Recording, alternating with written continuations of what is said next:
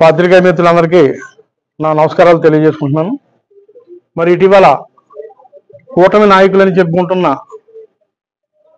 గతంలో వైఎస్ఆర్ పార్టీలో విఆర్ఎస్ తీసుకుని ఎన్నికల ముందే మరి కూటమి పార్టీలో ఉద్యోగం చేయడానికి వెళ్ళిన మా సోదరులందరికీ కూడా ఒక విజ్ఞప్తి, ఒక పార్టీకి ప్రతి పార్టీకి కూడా సిద్ధాంతాలు ఉంటాయి.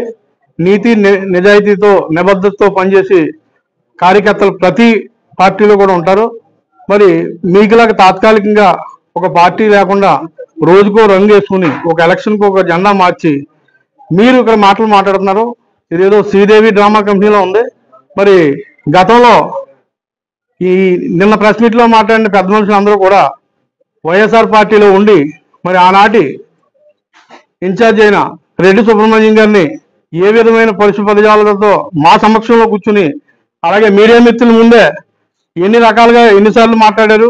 అలాగే మరి తెలుగుదేశం పార్టీ జాతీయ అధ్యక్షుడైన నారా చంద్రబాబు నాయుడు గారిని ఎన్ని మాటలు అన్నారో మరి ఒకసారి మీ అందరికీ వీడియోలు చూపించమంటే మేము కూడా చూపిస్తాం. మీ యొక్క చిత్తశుద్ధి ఏంటనేది ఈ నియోజకవర్గంలో అందరికీ తెలుసు. ప్రతి పార్టీలో నేను ఎందుకు అన్నానంటే సిద్ధాంతాలను బట్టి వెళ్ళి వ్యక్తులు చాలా మంది ఉంటారు, చరిత్ర తెలిసిన వాళ్ళు, అలాగే నియోజకవర్గం స్వరూపాలు తెలిసిన వాళ్ళు, అభివృద్ధి గురించి మాట్లాడే వాళ్ళు ఉంటారు. మరి వాళ్ళు ప్రెస్ మీట్లు పెట్టి మాట్లాడితే దానికి సమాధానం చెప్పడానికి మేము కూడా మరి సుదీర్ఘ రాజకీయాల్లో ఉన్న వ్యక్తులందరూ కూడా ఉన్నాం. మరి కాబట్టి వ్యక్తిగత అంశాలపై కాకుండా మరి సద్విమర్శతో మీరు వెళ్తే మరి ప్రతిసారి కూడా మేము మీ సవాళ్ళను స్వీకరించి ఆనందంగా మీకు మా యొక్క అభిప్రాయం కూడా మేము తెలియజేస్తాం. మరి తెన్నింటికి వాసాలు లెక్క పెట్టిన వాళ్ళు మరి కొద్దిమంది ఈ మధ్యకాలంలో అలా అధికార పార్టీలో ఉన్నామనే సంగతి వాళ్ళకి మనస్ఫూర్తిగా లేదు. కూటమి ప్రభుత్వం వచ్చి సుమారు 14 ఏళ్ళు అయితే ఇంకా కోట్ల ఇసుక మీరే పట్టుకెళ్ళిపోతున్నారు. ఇంకా మీరు కోటలో మీ మనుషులే ఉన్నారని వాగుతున్న కొంతమంది సన్నాసులు ఉన్నారు.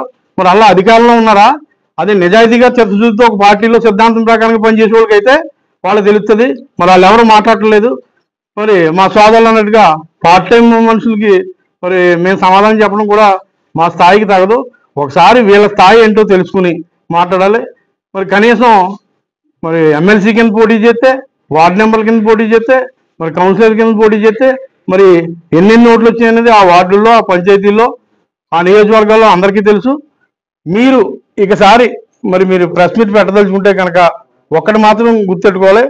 పిల్లి సుభాష్ చంద్రబోస్ గారి కుటుంబం గురించి విమర్శలు చేస్తున్నారు.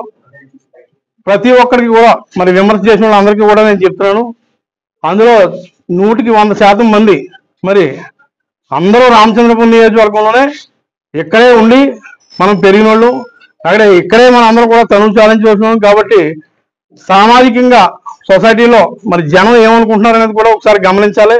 మరి ప్రజలు ఇటువంటి చర్యలను గమనిస్తున్నారు. ఇదేదో తాత్కాలికంగా ఏదో సినిమా అయిపోతే సినిమా తీసేసి మాటలు కాదు. ఒక వ్యక్తి మీద, ఒక కుటుంబం మీద మీరు మాట్లాడేటప్పుడు మీ అందరికీ కూడా రాజకీయ జన్మ అనేది, అలాగే ఈ నియోజకవర్గానికి సరిహద్దులు ఎక్కడి నుంచి అనేది తెలుసుకునే దాని విషయంలో కానీ మరి సామాజికంగా అలాగే ఒక రాజకీయంగా మీ అందరికీ కూడా బంగారు భవిష్యత్తుకి ఉదాహరణకి మీరే అనుభవిస్తున్నారు. వేరే నియోజకవర్గం నుంచి వచ్చిన మరి ఏ మనిషికైనా కానీ, అలాగే ఇక్కడ ఆయనతో మరి ఆయన రాజకీయం స్కూల్లో పుట్టిన ప్రతి ఒక్కరు కూడా చాలా మంది మరి ఉన్నారు. కానీ వాళ్ళు తెలుసుకుంటున్నారు. మరి ఈ కొద్ది మంది మాత్రం మరి రాజకీయ భవిష్యత్తు ఇచ్చిన వాళ్ళు కూడా మరి అన్నీ తెలిసి ఈ రకంగా పైగా ఉన్నటువంటి మరి ఆమాచుల వారి మెప్పులు పొందడానికి, లేకపోతే వారి కుటుంబ సభ్యులు మెప్పులు పొందడానికి ఇలాంటి చౌకబారు విమర్శలు చేయొద్దని మరొకసారి హెచ్చరిస్తూ ఈ అవకాశం ఇచ్చిన అందరికి కూడా నా హృదయపూర్వక ధన్యవాదాలు తెలియజేస్తున్నాను.